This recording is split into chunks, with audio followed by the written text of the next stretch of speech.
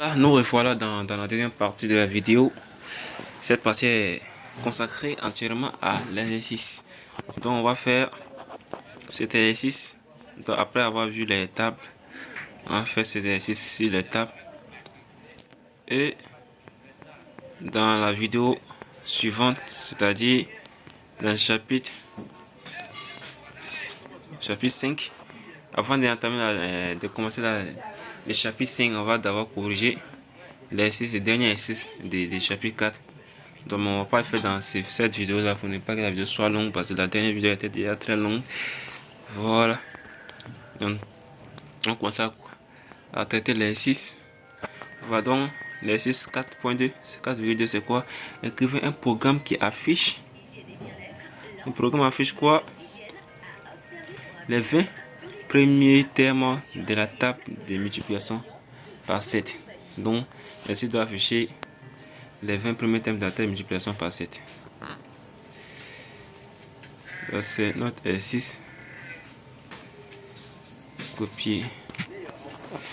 On vient dans notre programme.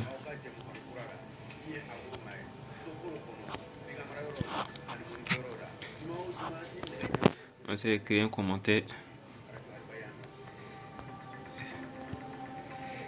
Voilà, on copie notre exercice là.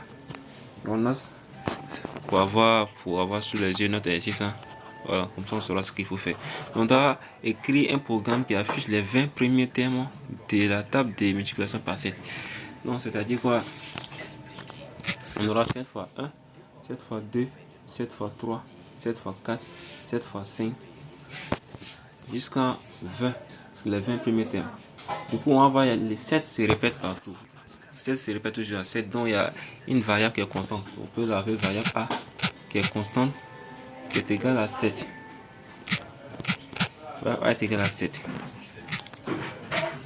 Maintenant, on a 7 fois 1, 7 fois 2, 7 fois 3. On va voir, il y a une variable qui est incrémentée de 1 à chaque rang. Ça veut dire qu'on passe de 1, 2, 3, 4. Donc 7 fois 1, 7 fois 2, 7 fois 3, 7 fois 4. Voilà. Donc 7 fois 0 aussi. Hein. Donc un variable B qui varie de 0 à 19.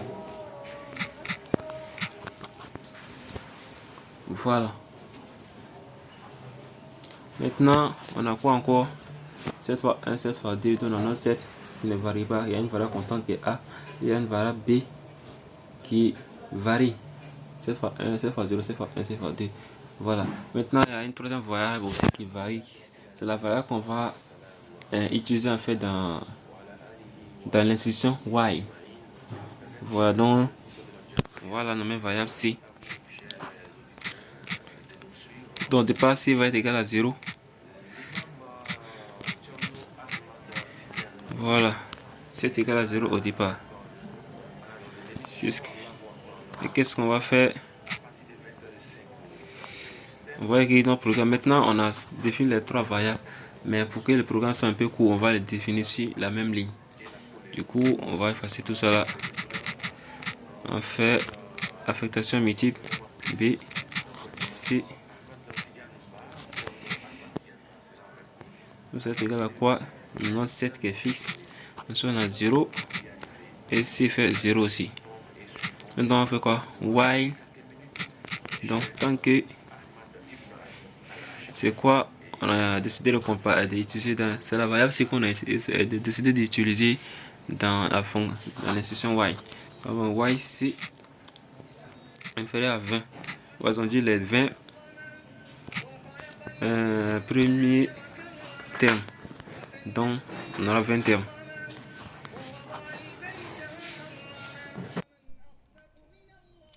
Voilà, donc on va mettre 2 points là. 2 points. Ouais. 2 points. Ok. Maintenant, tant que C est inférieur à 20, on va faire 7 multiplié par quelque chose. Donc, il y a 7 qui se répètent. 7, c'est la variable C. C'est la variable A plutôt. Donc, ce qu'on va faire, c'est on va afficher à l'écran la variable A qui est 7 multiplié par quelque chose. Voilà, donc sur la première ligne 7 fois 0 ça fait 0. Donc on va multiplier la variable A par la variable C. Donc ça fait A fois C. Ok. Maintenant, quand le programme va s'exécuter pour la première fois, pour qu'on puisse répéter le même programme, il va falloir utiliser de nouvelles valeurs. On va affecter des nouvelles valeurs à nos variables. Donc, la valeur de A ne va pas changer puisque A est constante. Ça va prendre toujours 7.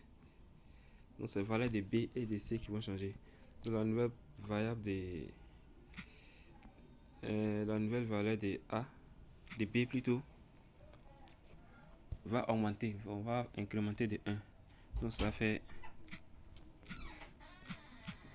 la nouvelle valeur de B fait l'ancienne valeur de B plus 1.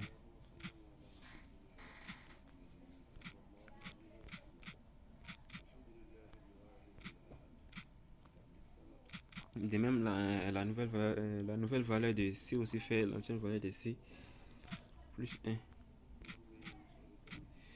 Voilà. Du coup, à chaque fois, quand le programme va vouloir redémarrer, ça va affecter, ça va ajouter plus 1 aux anciennes variables de A, aux anciennes valeurs plutôt de A et de B. Voilà, de la variable A et B.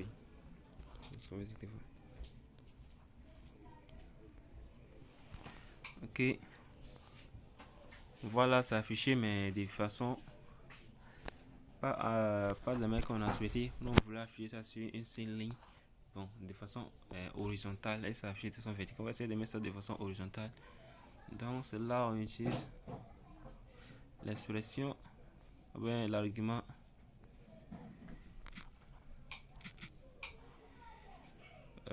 end.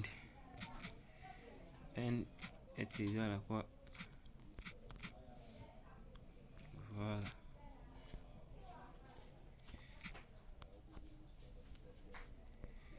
Ouais, c'est tout.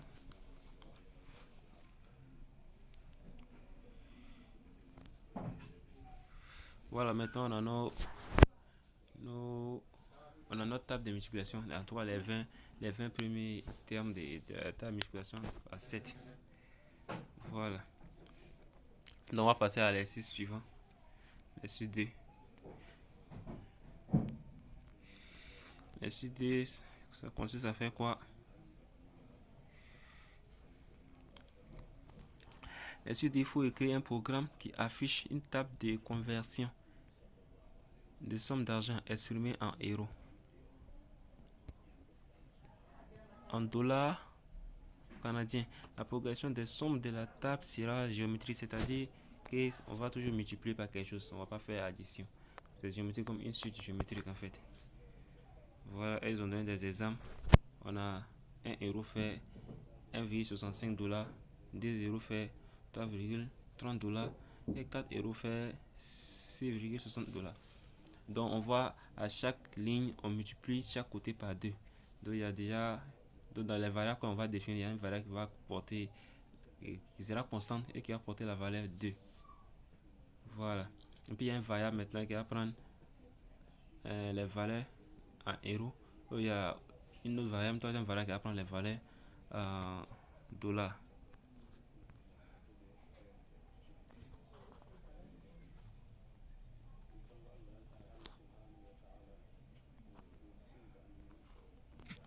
Donc, on revient ici.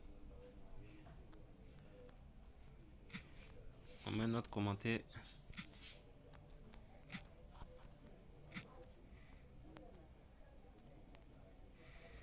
Voilà, donc on doit écrire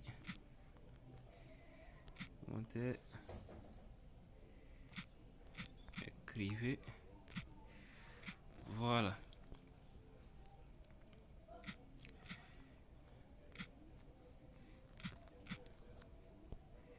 On revient à la ligne.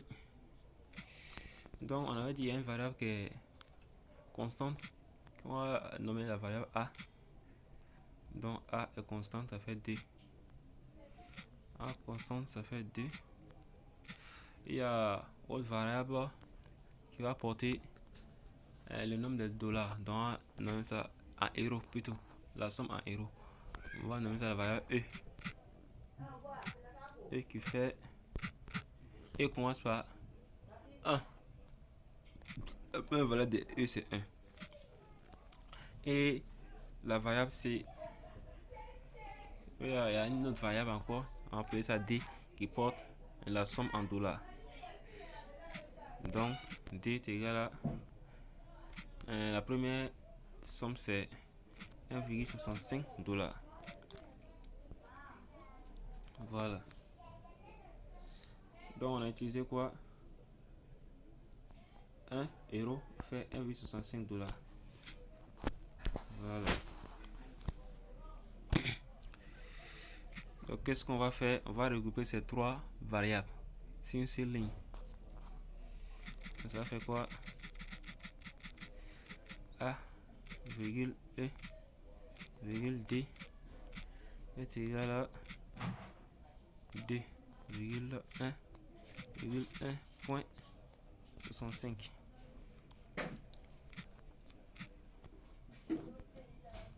Maintenant on va afficher quoi? Bon, on va utiliser la fonction y. Donc tant que ce qu'on compare ici,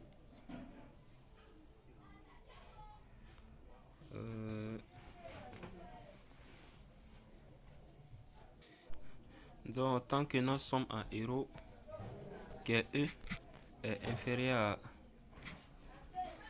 à quoi? À la somme fixée qui fait, on voit la somme fixée c'est 16 384 €. Donc 16 384 €. Donc les deux points, on n'oublie pas les deux points. Autant que notre somme en euros est inférieure à 16 384 €, qu'est-ce qui va se passer? On va demander au programme d'afficher print. Ça va afficher la valeur en euros qui est E. La valeur qui elle a comparé en même temps à la valeur en dollars. Là on va afficher quoi? Afficher la valeur E, virgule en dollars, non? Donc on met ça en dollars, en euros plutôt. En euros.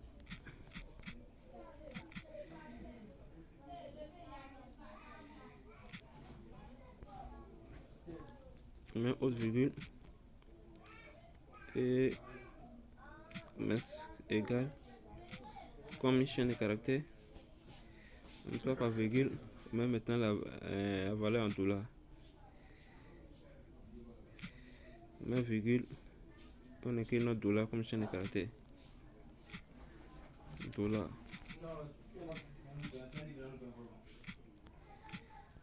Dollar.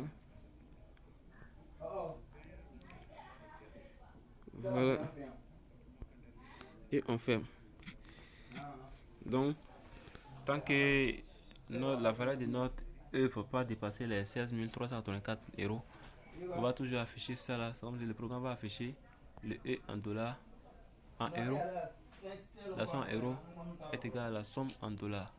Maintenant, à chaque fois, ça doit augmenter. Ça renouvelle les valeurs des variables E et les variables D, puisque la variable A est constante. Donc, la nouvelle valeur de E et de D est égale à quoi? Ça augmente, on multiplie toujours par 2. Donc ça fait l'ancienne variable de E fois 2. Or 2 c'est A, donc fois A. Et puis l'ancienne valeur de D aussi fois A. Voilà. Donc à chaque fois ça va multiplier par 2. À chaque fois ça va multiplier par 2. Donc on va essayer d'afficher pour voir. Voilà, on a notre 1 euro qui fait 1,65 $. On a notre 2 euros fait 3,3. Et notre 4 euros fait 6,6. Voilà, tout est respecté exactement. Donc c'était ça. L'exercice 2 est terminé. On va faire l'exercice 3 en même temps. Voilà, exercice 3. On nous demande quoi? On dit, excusez, on dit écrivez un programme qui affiche une suite de 12 nombres dont chaque terme soit égal au triple du terme précédent. C'est-à-dire chaque terme est égal au terme précédent multiplié par 3. Donc le premier terme fait... Bon, le deuxième terme fait le premier terme multiplié par 3. Et le troisième terme fait le deuxième terme multiplié par 3. Et le quatrième terme fait le troisième terme multiplié par 3. Et ainsi de suite. On va déjà copier ça. On met ça en commentaire.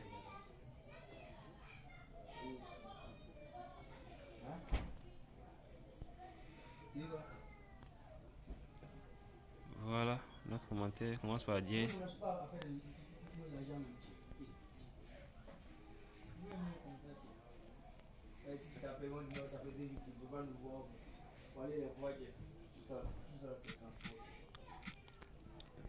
Voilà, on a l'exercice qu'on commentait maintenant. Écrivez un programme qui affiche une suite de 12 nombres dont chaque terme soit égal au triple du terme précédent. Donc si c'est triple, chaque terme précédent est multiplié par 3 pour avoir les termes suivants. Du coup, on a déjà une constante qui est 3. Donc on va déjà définir une variable qui est constante. Donc la variable A est constante qui fait 3. Et maintenant, on va définir une variable B, voilà, et dont la valeur va s'accroître à chaque fois. Voilà, la valeur de B va s'accroître à chaque fois, disons, à chaque ligne. Donc B commence par 0. Voilà. Donc on va afficher quoi? Tant que B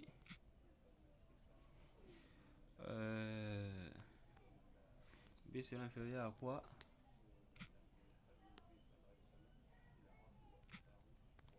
B sera inférieur à 12. Donc B sera inférieur à 12, on doit avoir 12 nombres, et ainsi de 12 nombres. On oublie les 10 points, on met les 10 points. On va afficher à l'écran print. On va afficher A. Tant que B c'est inférieur à 12, on va afficher A. Maintenant, à chaque rangée, c'est que la valeur de A et de B vont changer. Donc, la nouvelle valeur de A et de B, c'est A, la nouvelle valeur de A à chaque fois que le programme se réexécute. À chaque fois, A va devenir... A va se multiplier par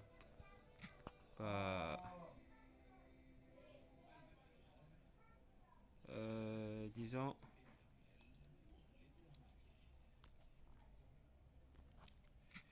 on a oublié de définir variable. On peut se définir variable C. Donc A fait 1. Voilà. Puisque le programme doit commencer par 1. Donc on définit variable C. C est égal à quoi? 3. C'est ce qui est notre constante. 3. Donc on va multiplier chaque fois la nouvelle valeur de A par l'ancienne valeur de A par 3 fois avoir la valeur de la nouvelle valeur de A. Et puis B va être l'ancienne valeur de B. La nouvelle valeur de B va faire l'ancienne valeur de B. Incrémenté de 1 plus 1. Comme ça, B va progresser de 0 jusqu'à 12. Et à chaque fois, A se multiplie par 3. Donc on va exécuter pour voir ce que ça donne. Voilà, donc ça donne de 1 jusqu'à 17 000, disons 177 147. Donc on va compter pour voir. 1, 2, 3, 4, 5, 6, 7, 8, 9, 10, 11, 12. Ça donne vraiment 12 suites de nombres. Donc c'était tout pour aujourd'hui. Et reprenez l'exercice si possible. Si possible, il faut penser, il faut réfléchir sur l'exercice qu'on a laissé pour demain. Voilà, comme ça, demain, on va procéder à la correction avant de commencer avec le chapitre 5. Donc, c'était tout. Passez une bonne journée partout où vous soyez et à bientôt. Ciao.